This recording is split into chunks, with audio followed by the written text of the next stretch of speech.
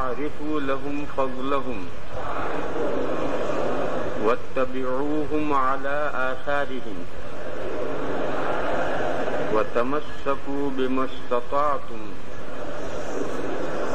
من أخلاقهم وسيرهم فإنهم كانوا على الهدى المستقيم. اب اس حدیث کو، اس ارشاد کو اچھی طرح سمجھ لو. حضرت ابن مسعود رضی اللہ تعالیٰ عنہ نے فرمایا کہ جو شخص پیروی کرنے والا ہے، یعنی اسے اقتداء کرنی ہے، تقلید کرنی ہے، پیروی کرنی ہے، تو کسی زندے کی تقلید نہ کرے، زندے کی پیروی نہ کرے، بلکہ ان لوگوں کی پیروی کرے جو دنیا سے گزر گئے. فَلْيَسْتَنَّ بِمَنْ قَدْ مَاتَ. کیوں؟ زندہ جب تک زندہ ہے معرض فتن میں، کسی بھی وقت وہ گمراہی سے دو چار ہو سکتا ہے. اگر تم آنکھ بند کر کے زندے کی پیروی کرو گے تو وہ زندہ اگر گمراہ ہو گیا تو تمہیں بھی لے ڈوبے گا، کیونکہ اس کے گمراہ ہونے کے بعد بھی تم اس کے پیچھے چلتے رہو گے. اور جو لوگ وفات پا گئے اور یہ بات معلوم ہے کہ زندگی کے آخری سانس تک وہ صراط مستقیم پر گامزن رہے، گمراہی سے دو چار نہیں ہوئے، ان کی ساری باتیں ہدایت کی باتیں ہیں، وہ گمراہ ہوئے ہی نہیں، لہٰذا گمراہی کی کوئی بات ہے ہی نہیں، لہذا ان کی پیروی کرو. اب اسے سمجھو. اگر آپ مسئلہ دارالافتاء سے پوچھتے ہیں تو مفتی صاحب کی پیروی نہیں ہے. مفتی صاحب فقہ کی کتابوں کے حوالے سے جواب دیں گے تو مانیں گے، اور اگر ان کی کسی بات میں اشکال ہوگا کہ اللہ جانے انہوں نے کہاں سے لکھی تو پوچھیں گے آپ اپنی بات کا حوالہ دیجیے.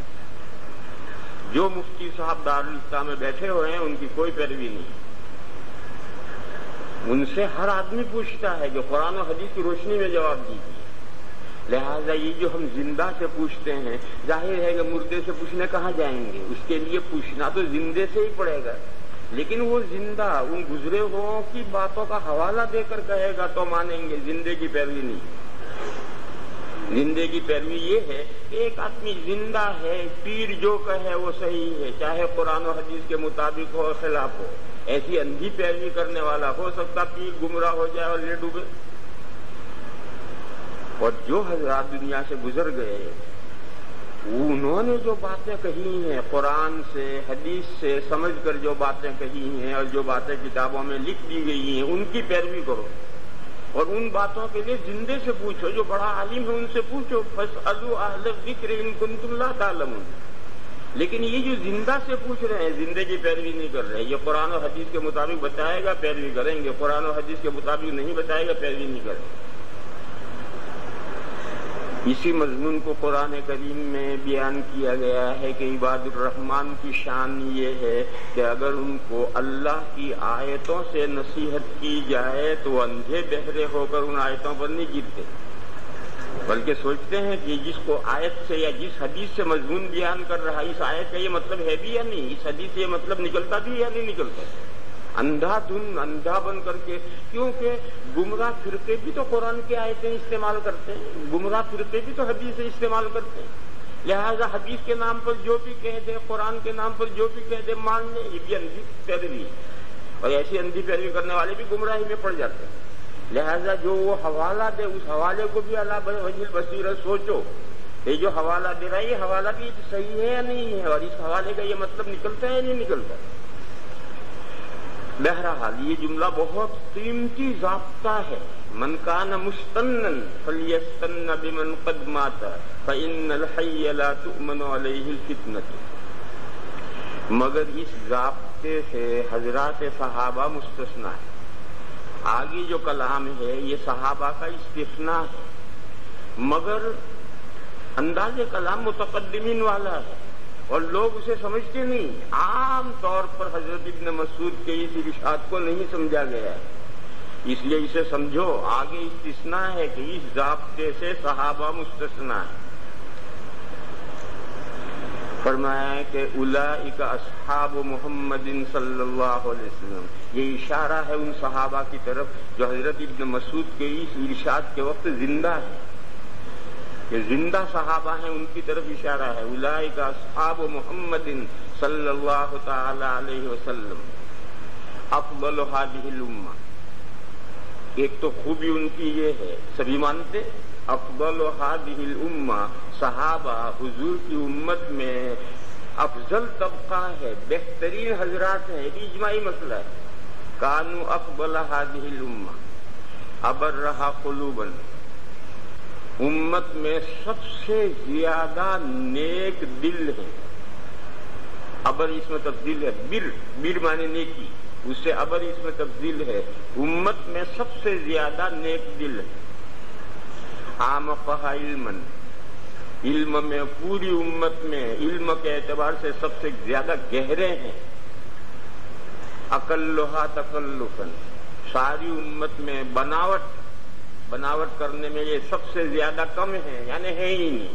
عقل کا لفظ عربی میں نفی کے لیے بھی آتا ہے، قلہ بھی نفی کے لیے آتا ہے، اور قلہ جب نفی کے لیے تو عقل تو وہ درجہ والا نفی کے لیے آتا ہے۔ امت میں سب سے زیادہ تکلف میں کم ہے۔ کم ہے کا مطلب کچھ تکلف ہے نہیں، عربی میں قلہ اور اس کا اسم تبدیل اقلہ، یہ مطلق نفی کرنے کے لیے آتے ہیں کہ تکلف نام کو نہیں ان حضرات میں۔ دیکھو یہی تین چیزیں گمراہ کرتی ہیں۔ نیک دل آدمی نہ ہو تو گمراہ ہو سکتا ہے، علم سطحی ہو، علم میں گہرائی نہ ہو، گمراہ ہو سکتا ہے، بناوٹ کرے گمراہ ہو جائے۔ گمراہی کے یہی تین اسباب ہیں، دل کی خرابی، علم کی سطحیت اور طبیعت میں تکلف اور بناوٹ، یہی تین چیزیں گمراہی کے اسباب ہیں۔ یہ تین گمراہی کے اسباب میں صحابہ میں ہیں ہی نہیں۔ دلوں کے اعتبار سے سب سے پوری امت سے زیادہ نیک دل ہے، علم میں سب سے زیادہ گہرا علم رکھنے والے ہیں، تکلف و بناوٹ نام کو نہیں ہے۔ اس لیے صحابہ پر یہ اندیشہ کہ وہ گمراہی کا شکار ہو جائیں گی، یہ اندیشہ نہیں۔ فرمایا کہ اختارہم اللہ تعالی لصحبت نبیہ ولاقامت دینہ، اللہ نے ان صحابہ کو چن لیا ہے اپنے نبی کی صحبت کے لیے، صحابی بننے کے لیے، اور حضور جو دین دے کر کے دنیا سے تشریف لے جائیں گے، اس دین کو پوری دنیا میں پھیلانے کے لیے اور اس کو کھڑا کرنے کے لیے، ان کے پیروں پر دین کو برپا کرنے کے لیے، پیروں پر کھڑا کرنے کے لیے ان صحابہ کو منتخب کیا گیا۔ قرآن کریم میں ہے کنتم خیر امت اخرجت للناس۔ حضرت عمر فاروق رضی اللہ تعالیٰ عنہ نے یہ فرمایا کہ خاصتاً فی اصحاب محمد صلی اللہ علیہ وسلم، یہ آیت کریمہ مخصوص ہے صحابہ کے لیے۔ یہ حضرت عمر کا قول ہے، کوئی ایسا ویسا کہے تو تمہیں ماننے میں تکلف ہوگا، حضرت عمر نے کہا۔ اور حضرت عمر کے قول کا حوالہ دیکھنا ہو تو حضرت مولانا یوسف صاحب کاندھلوی قدس سرہ، جو تبلیغ والوں کے حضرت جی ہیں، ان کی جو مشہور کتاب ہے حیات الصحابہ، حیات الصحابہ میں پہلے باب میں وہ آیتیں اکٹھا کی ہیں جس میں صحابہ کی فضیلت ہے، دوسرے باب میں وہ حدیثیں اکٹھا کی ہیں جس میں صحابہ کی فضیلت ہے، اور تیسرے باب میں وہ آثار اکٹھا کیے ہیں جن میں صحابہ کی فضیلت ہے۔ یہ جو تیسرا باب ہے اس میں یہ حضرت عمر کا قول ہے۔ کیوں حضرت عمر کا قول ہوا تو آثار میں ہوا، تو تیسرے باب میں یہ قول حوالے کے ساتھ ملے گا کہاں کتاب میں؟ تو حضرت فاروق اعظم رضی اللہ تعالی عنہ نے فرمایا کہ یہ آیت کریمہ جو ہے کنتم خیر امت اخرجت للناس خاصتاً فی اصحاب محمد صلی اللہ علیہ وسلم۔ پھر فرمایا کہ آگے جو امت آئے گی صحابہ کے بعد، ان میں سے جو صحابہ والے کام کریں گے یہ آیت ان کو شامل ہے، اور جو صحابہ والے کام نہیں کریں گے وہ آیت ان کو شامل نہیں ہے۔ صحابہ والے کام کیا ہیں؟ عقائد اور اعمال، دین نام ہے دونوں چیزوں کا، عقائد اور اعمال کا۔ جو صحابہ والے عقائد پر اور صحابہ والے اعمال پر ہوں گے یہ آیت ان کو شامل ہوگی، دوسرے مسلمانوں کو شامل نہیں۔ دیکھو بدیہی بات ہو گئی کیا کنتم خیر امت اخرجت للناس کا مصداق شیعہ ہے؟ شیعوں کو اس کا مصداق بناؤ گے؟ وہ بھی تو حضور کی امت ہے. کیا خوارج کو، معتزلہ کو جو گزر گئے ان کو بناؤ گے اس کا مصداق؟ کیا ان غیر مقلدوں کو اور مودودیوں کا اس کا مصداق بناؤ گے؟ جبکہ وہ صحابہ کے عقیدے پر ہے ہی نہیں اور صحابہ کے نقش قدم پر ہے ہی نہیں. کیسے ان کو مصداق بناؤ گے خیر امتی؟ صرف وہ حضرات سے قیامت تک آنے والی امت میں سے صرف وہ حضرات اس آیت کا مصداق ہیں جو صحابہ کے نقش قدم پر ہیں دو باتوں میں، عقائد میں اور اعمال میں. آج 80% مسلمان نماز ہی نہیں پڑھتا. کیا یہ خیر امتین کا مصداق بنے گا؟ ارے کیسے بنے گا؟ تو نماز ہی نہیں پڑھتا. تو جب صحابہ والے اعمال پر نہیں ہے، نماز ہی نہیں پڑھتا، تو اسے خیر امتین کا مصداق کیسے بناؤ؟ صحابہ من حیث الطبقہ تمام صحابہ حق پر تھے. گمراہی طبقے صحابہ میں نہیں آئے، عقائد کی خرابی صحابہ میں رونما نہیں ہوئی، اور عمل کی خرابی بھی صحابی میں رونما نہیں ہوئی. کوئی ایک دکھا واقعے میں کسی صحابی سے کوئی گناہ ہو گیا تو اسے پہلی فرصت میں توبہ کی. یہ تو انسان ہے، بشر سے ایسی بھول ہوتی ہے، اور اگر اس سے بھول ہو جائے اور فوراً توبہ کرے تو اچھا ہے. وہ میرے دم بے کم اللہ لمبا لو. تو قرآن نے جو کہا ہے کہ صرف حضرت عمر نے جو فرمایا کہ خاصتاً فی اصحاب محمد، حضور کے جو صحابہ ہیں صرف وہ اس آیت کریمہ کا مصداق ہیں، اور بقیہ جو قیامت تک امت آئے گی ان میں سے صرف وہ مسلمان جو صحابہ کے عقیدے پر اور صحابہ کے عمل پر ہوں گے وہ آیت کا مصداق ہے، دوسرے اس کا مصداق نہیں. مجھے تو اس میں یہ بتانا ہے کہ صحابہ من حیث الطبقہ اللہ نے ان کی حفاظت فرمائی ہے دو باتوں سے، عقائد کی خرابی سے اور عمل کی برائی سے. اللہ نے دو باتوں سے ان کی حفاظت فرمائی ہے. کیوں؟ ان کے ذمہ دو کام رکھتے ہیں. وہ دو کام ان حفاظت کے بغیر نہیں ہو سکتے. ایک کام تو حضور کے پاس صحابی بننا ہے، اختارہم اللہ لصحبت نبی. دوسرا یہ کہ حضور تو جزیرۃ العرب میں جب دین پھیل جائے گا حضور کو تو اٹھا لیا جائے گا. اب ساری دنیا میں دین لے کر کون جائے گا؟ یہی صحابہ جائیں گے. تو جیسے نبی کا معصوم ہونا ضروری ہے، اگر نبی معصوم نہیں ہے تو اللہ کی طرف سے جو دین پہنچا رہا ہے وہ صحیح پہنچا رہا ہے غلط پہنچا رہا ہے، کیا گارنٹی ہے؟ تو جیسے نبی کا معصوم ہونا ضروری ہے، یہ نبی کی طرف سے جزیرۃ العرب میں دین لے کر اٹھیں گے اور ساری دنیا میں پہنچیں گے، دین کا محفوظ ہونا ضروری ہے. اگر انہی کے عقائد صحیح نہ رہے، اگر انہی کا عمل صحیح نہ رہے تو ساری دنیا تک دین صحیح کیسے پہنچے گا؟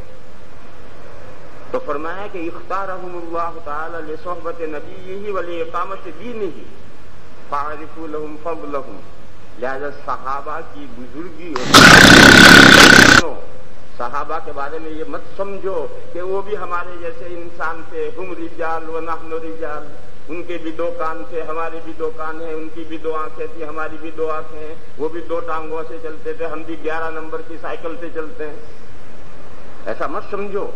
ان کا فضل پہچانو. فاعرفوا لهم فضلهم واتبعوهم على آثارهم. ان کے آثار کی پیروی کرو، ان کے آثار کے نقش قدم پر چلو. یہیں سے امام ابو حنیفہ علیہ الرحمہ نے یہ قاعدہ بنایا ہے کہ کسی بھی صحابی کا کسی مسئلے میں قول موجود ہے، مجتہد کو اجتہاد کرنے کی اجازت نہیں. صحابی کے اس اثر کی پیروی ضروری ہے. واتبعوهم على آثارهم وتمسكوا بما استطعتم. اور جتنا تمہارے بس میں ہو اتنا مضبوط پکڑو. تمسكوا بما استطعتم من اخلاقهم وسيرهم. صحابہ کے جو اخلاق تھے، ان کی جو صفات تھیں، ان کے جو خصوصیات تھیں، ان کی جو سیرت تھی، ان کی جو لائف تھی، ان کی جو سوانح ہیں، ان کا جو طریقہ زندگی ہے، اس کو جہاں تک تمہارے بس میں ہو مضبوط پکڑو. 100% تو صحابہ کے طریقے پر ہم ہو نہیں سکتے، مگر جہاں تک ہمارے بس میں ہے ہم صحابہ والے اخلاق، صحابہ والی خصوصیات، صحابہ والی سیرت اور سوانح کو اپنے اندر پیدا کریں. فَإِنَّهُمْ كَانُوا عَلَى الْهُدَى الْمُسْتَقِيمِ.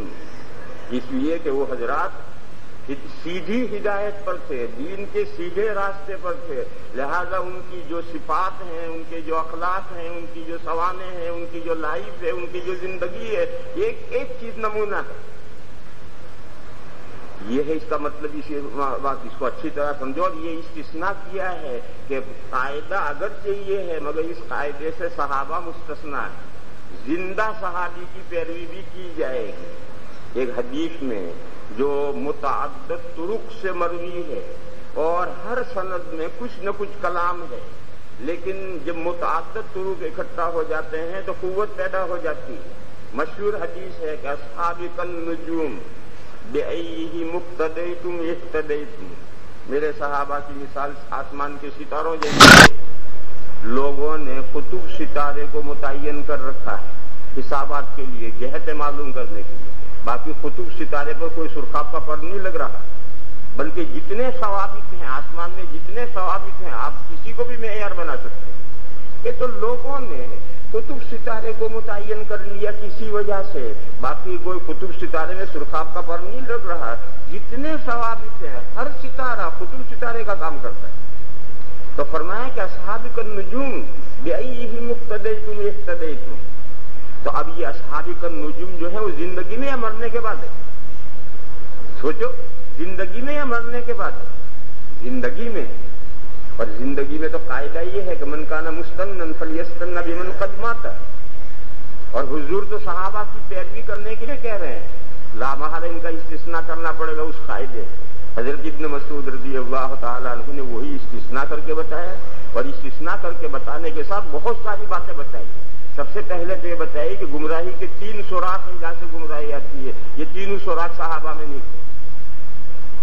دوسری بات یہ بتائی کہ ان کو جو ذمہ داری سونپی گئی ہے حضور کی صحبت اختیار کرنا اور حضور سے دین حاصل کرنا، اور پھر اس دین کو اس کے پیروں پر کھڑا کرنا، یہ نبیوں والا کام ان کو سونپا گیا ہے، تو نبی کا جیسے معصوم ہونا ضروری ہے ایسا ہی ان کا محفوظ ہونا ضروری ہے۔ پھر اس کے بعد ترغیب دی کہ صحابہ کی پیروی کرو، ان کی فضیلت پہچانو، ان کے آثار کی پیروی کرو، وغیرہ وغیرہ۔ کیونکہ لوگ عام طور پر جب تک اللہ نہ آئے استثناء نہیں سمجھتے، وہ اللہ چاہیے، جب اللہ ہو جب ہی استثناء سمجھتے ہیں، اس لیے لوگ اس کو سمجھتے ہی نہیں کہ ابن مسعود نے کیا فرمایا۔ اس لیے اسے سمجھو کہ اولئک اصحاب محمد، ان سے اس قاعدے سے لا الہ الا اللہ وحدہ لا شریک۔ ایک سوال طالب علموں کا رہ جاتا ہے، وہ یہ ہے کہ صحابہ حضور کی وفات کے بعد جب ارتداد کا فتنہ پھیلا ہے اور جو لوگ مرتد ہوئے اس میں بعض نام صحابہ کے بھی، دیکھو حضور جب دنیا سے تشریف لے گئے تو جزیرۃ العرب میں جتنے مسلمان تھے سب صحابہ نہیں تھے، جو اپنے اپنے علاقوں میں مسلمان ہوئے ہیں اور انہوں نے مدینہ حضور کی عزت نہیں کی، وہ مسلمان ہیں، وہ صحابہ نہیں، لہذا ان کا مرتد ہونا اس سے تو کوئی اشکال نہیں ہوتا۔ لیکن مرتد ہونے والوں میں چند نام صحابہ کے بھی آتے ہیں۔ تو اب طالب علم یہ کہتا ہے کہ جب وہ فتنے سے محفوظ ہیں تو فتنے کا شکار ہو گئے، ارتداد کے زمانے میں فتنے کا شکار ہو گئے، اس کے 2-3 جواب ہیں۔ پہلا جواب گزر چکا ہے، انہوں نے فرمایا کہ لِيَلِينِي مِنْكُمْ أُولُو الْأَحْلَامِ وَالنُّهَى، کسی صحابی کی روایت گزری ہے، نام یاد نہیں ہے، کہ کان یعجبہ ان یلیہ المہاجرون والانصار، حضور کو یہ بات پسند تھی کہ حضور کے قریب مہاجرین و انصار کھڑے رہے۔ وہاں میں نے یہ سوال پیدا کیا تھا کہ جس وقت میں حضور تھے تو سارے صحابہ 2 قسموں میں تھے، یا تو مہاجر تھے یا انصار تھے، تیسرا تو کوئی تھا ہی نہیں۔ تو میں نے بتایا تھا کہ یہ جو محاورہ ہے یہ محاورے میں اکابر مراد ہوتے ہیں، مہاجرین میں سے اکابر مراد ہوتے ہیں، انصار میں سے اکابر مراد ہوتے ہیں، لہذا وہی بات یہاں یہ جو حضرت نے فرمایا ہے کہ اولئک اصحاب محمد صلی اللہ علیہ وسلم الی آخرہ، یہ صحابہ میں سے اکابر کے بارے میں۔ لہذا اگر کچھ صحابی جو جن کو حضور کی زیارت ہوئی اور صحابی ہیں، اور اگر وہ کسی فتنے میں ارتداد کے مبتلا ہوئے ہیں تو یہ ارشاد تو اکابر صحابہ کے بارے میں، سب صحابہ کے بارے میں نہیں۔ دوسرا جواب،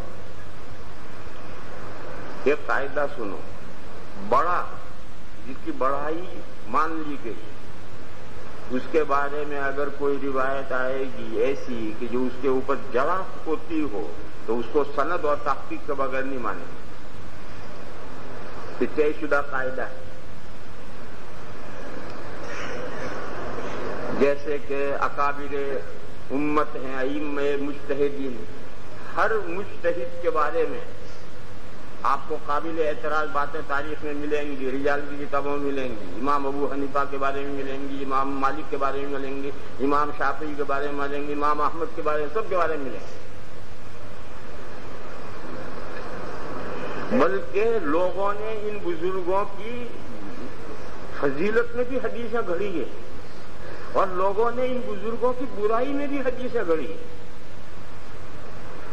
حضرت امام شافعی علیہ الرحمہ کے بارے میں کسی نے حدیث گھڑی ہے کم وقت نے کہ میری امت میں ایک آدمی پیدا ہوگا جو امت کے لیے شیطان سے بھی زیادہ نقصان رسا ہوگا، اور وہ اس کا نام ہے ابن ادریس۔ الفاظ مجھے حدیث کے یاد نہیں ہے۔ تو ایسے نالائق بھی گزرے ہیں کہ انہوں نے فضائل میں بھی حدیثیں گھڑی ہیں اور مطالب اور برائیوں میں بھی حدیثیں گھڑی ہیں۔ اور جو اللہ کو نہ چھوڑے وہ نبیوں کو اور صحابہ کو اور امت کے مجتہدین کو کیا چھوڑے گا؟ ان نالائقوں نے تو اللہ کی شان میں حدیث گھڑی ہے کہ جب اللہ تعالیٰ نے اپنے آپ کو پیدا کرنے کا ارادہ کیا، اللہ نے جب اپنے آپ کو پیدا کرنے کا ارادہ کیا تو پہلے گھوڑا پیدا کیا، ابھی اللہ پیدا نہیں ہوئے، پہلے گھوڑا پیدا کیا، پھر گھوڑے کو خوب بھگایا اور جو اس کو پسینہ نکلا وہ جمع کیا اور اس سے اللہ نے اپنے آپ کو بنایا۔ استغفر اللہ، استغفر اللہ۔ جو نالائق اللہ کی شان میں ایسی گستاخی کر سکتے ہیں وہ نبیوں کی شان میں کیا نہیں کریں گے، صحابہ کی شان میں کیا نہیں کریں گے، ائمہ مجتہدین کی شان میں کیا نہیں کریں گے۔ اس لیے ان اکابر کے بارے میں اگر کوئی روایت آئے تو اس کی تحقیق ضروری ہے، آنکھ بند کر کے نہیں ماننی چاہیے۔ مثلا کتابوں میں تمہیں یہ ملے گا کہ حضرت وحشی رضی اللہ تعالیٰ عنہ ہمیشہ شراب پی کر شراب میں چور پڑے رہتے ہیں، یہ کتابوں میں سے لکھا ہوا ملے گا تمہیں۔ حضرت وحشی رضی اللہ تعالیٰ عنہ جنہوں نے حضرت حمزہ کو قتل کیا ہے پھر مسلمان ہو گئے، اور مسلمان ہونے سے پہلے ان کے حق میں ایک آیت نازل ہوئی، یا عبادی الذین اسرفوا علی انفسہم لا تقنطوا من رحمت اللہ ان اللہ یغفر الذنوب جميعا۔ وہ پریشان تھے، گھبراتے تھے کہ میں مسلمان ہوں گا تو میں نے اتنا بڑا جرم کیا ہے، میرا جرم کیسے اللہ پاک معاف کر دیں گے؟ تو اللہ نے یہ آیت ان کے حق میں نازل کی ہے کہ تم نے چاہے کتنا ہی برائی کی، آؤ اللہ کے یہاں، اللہ سب کے گناہ معاف کرنے کے لیے تیار ہے۔ اور اس پر وہ مسلمان ہوئے اور ان کے احوال بہت اچھے رہے، اور انہوں نے خیر الناس کو اگر قتل کیا ہے، شہید کیا ہے حضرت حمزہ کو، تو شر الناس کو بھی انہوں نے ہی مارا ہے، مسیلمہ کذاب کو بھی انہی کے ہاتھ سے مارے گئے۔ ان کے بارے میں نالائقوں نے یہ روایت بنا دی کہ وہ ہمیشہ شراب پی کر شراب کے نشے میں چور پڑے رہتے۔ پھر ڈپسن علی اقبالہ، اور اس کے اوپر یہ انہوں نے گھڑا کہ اللہ کو یہ بات پسند نہیں تھی کہ حضرت حمزہ کا قاتل جنت میں جائے، اس لیے اللہ نے انہیں شراب پینے میں مبتلا رکھا تاکہ اس بہانے سے انہیں جہنم میں بھیجے۔ یہ اس پر نقطہ گھڑا، لا حول ولا قوت الا باللہ۔ اور یہ جو روایت ہے نہ سندن کوئی بھی سند اس کی ہے ہی نہیں، اتنے بڑے صحابی جن کے بارے میں آیت نازل ہوئی ہے، اور اس آیت کے نازل ہونے کے بعد جو مسلمان ہوئے ہیں، جنہوں نے مسیلمہ کذاب کو قتل کیا، بغیر سند ان کے بارے میں ایک بات مان لی۔ پھر وہ دور کون سا ہے؟ خلفائے راشدین کا دور ہے۔ خلفائے راشدین کے دور میں کیا یہ بات تصور میں آ سکتی ہے کہ ایک آدمی ہمیشہ شراب پی کر شراب کے نشے میں چور پڑا رہے اور حکومت اس پر کوئی سزا جاری نہ کرے؟